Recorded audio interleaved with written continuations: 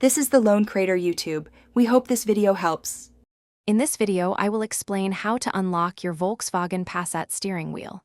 The steering wheel locks as an anti-theft feature, engaging when the key is removed and the wheel is turned. To unlock it, you'll need to apply a specific method.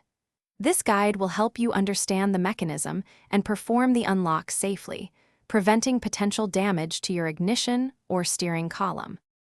First, insert your key completely into the ignition cylinder. Next, apply light, consistent turning pressure to the key in the direction you would normally start the car.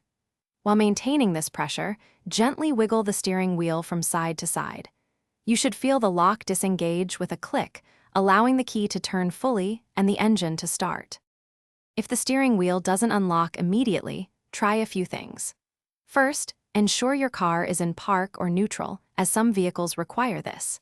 If your primary key is old or worn, try using a spare key, as a damaged key can sometimes prevent the ignition from recognizing it. Remember, never force the key or the steering wheel, as this can cause significant damage. For ongoing issues, a small amount of graphite lubricant in the ignition cylinder can sometimes help smooth the mechanism. If you consistently struggle to unlock your steering wheel, or if the key feels unusually stiff, it might indicate a deeper problem with the ignition switch or steering column lock. In such cases, it's best to consult a qualified mechanic to diagnose and repair the issue properly.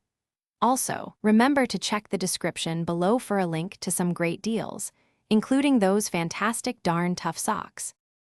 Thanks for watching. Consider subscribing if we helped you.